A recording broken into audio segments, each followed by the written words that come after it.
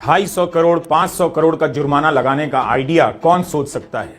भारत सरकार digital personal data protection act DPDP के नियम लागू करने वाली है और इन नियमों के अनुसार बताया जा रहा है कि किसी पत्रकार या किसी संगठन के लिए बिना अनुमति के किसी का भी नाम, किसी की पर्सनल जानकारी छापना उसे बर्बाद कर सकता है, क्योंकि इस मामले में 250 करोड़ का जुर्माना रखा गया है और नहीं देने पर इसे बढ़ाकर 500 करोड़ कर दिया जाएगा। एक गरीब देश में जहां लोग महीने का 25,000 भी नहीं कमा पाते हैं, जहां ज्यादातर रिपोर्टर की सैलरी 50 से 60 हजार भी नहीं होती होगी, उस देश में किस अफसर को, किस मंत्री को यह ख्याल आया कि अगर किसी का नाम उसकी अनुमति के बिना छाप दिया जाएगा तो छापने वाले पर 500-250 करोड़ का जुर्माना लगेगा। ये किस पर लगाने की तैयारी हो रही है? नागरिक अधिकारों के लिए काम करने वाले 30 से अधिक संगठनों का मानना है कि अगर डीपीडीपी एक्ट के ये नियम लागू हो गए तो यूट्यूबर के लिए भी किसी का नाम लेकर बोलना या लिखना मुश्किल हो जाएगा। अंजलि भारद्वाज का कहना है कि पत्रकार और नागरिक व्यक्तिगत सूचनाएं नहीं निकाल सकते हैं।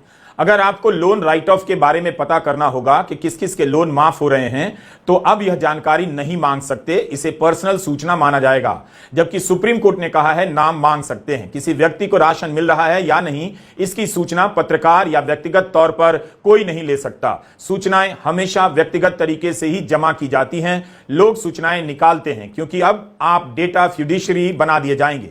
इसमें पत्रकार भी हैं और यूट्यूबर भी शामिल हैं, क्योंकि पत्रकार को इससे छूट है, इस बारे में कहीं लिखा हुआ नहीं है। जब भी ऐसा कानून आता है, पत्रकारों के बारे में बताया जाता है कि उन्हें छूट होगी।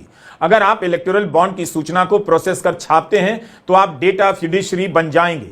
आपको नाम छापने से पहले उस व्यक्ति की सहमति लेनी पड़ेगी। ये डेटा फ्यूडिशरी क्या होता है, इस वीडियो में आगे हम बताएंगे। लेकिन अगर पत्रकारों और यूट्यूबर के लिए किसी के बारे में पर्सनल जानकारी निकालनी इतनी मुश्किल कर दी जाएगी, बिना अनुमति के नाम छापने पर करोड़ों रुपए का जुर्माना लगेगा, तो इस देश में बची खुची पत्रकारिता भी मिट्टी में मिल जाएगी। लोग YouTube में क्या बोलेंगे जब नाम ही ना ले सकेंगे? Digital personal data protection DPDP act के बारे में आपको जानना चाहिए। कहीं ऐसा ना हो कि कब्र से औरंगजेब को निकालने में आपको उलझा दिया जाए, सूचना जमा करने वालों को कब्र में गाड़ने की तैयारी पूरी कर ली जाए। मान लीजिए आपको किसी जज के बारे में ऐसी कोई जानकारी मिलती है, उनकी संपत्ति के बारे में डिजिटल रिकॉर्ड मिल जाता है और आप जज का नाम छाप देते हैं। उदाहरण के लिए इसके लिए आप जस्टिस यशवंत वर्मा से अनुमति नहीं लेते हैं, तो आप पर डिजिटल प्रोटेक्शन बोर्ड 250 करोड़ तक का जुर्माना लगा सकता है, नहीं देने पर 500 करोड़ कर सकता है। मेरी रिक्वेस्ट ये रहेगी कि जो जर्नलिस्ट सोचते हैं कि हम पे कोई कानून लागू नहीं है क्योंकि हमारे पास ये नोटबुक और ये पेन है, तो ये एटलीस्ट अभी के समय में तो ये सच नहीं है।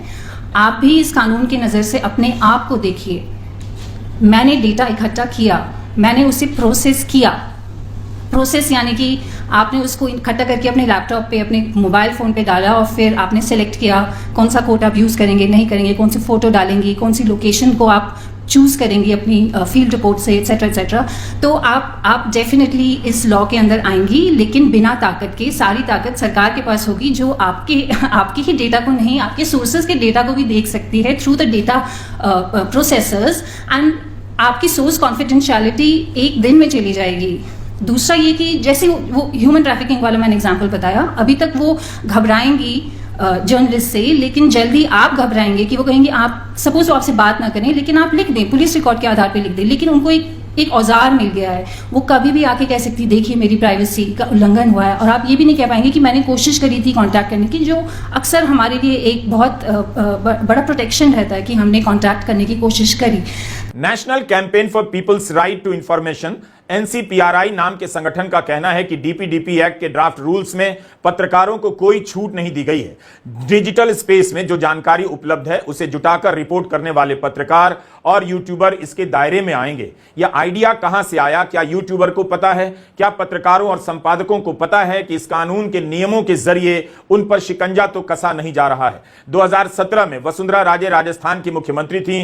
पत्रकारों को कंट्रोल करने का आइडिया आया। एक कानून का ड्राफ्ट ले आई कि राज्य के सेवानिवृत्त एवं सेवारत न्यायाधीशों, मजिस्ट्रेटों और लोक सेवकों यानी अफसरों की जांच से जुड़ी खबरों को छापने से पहले सरकार से अनुमति लेनी पड़ेगी।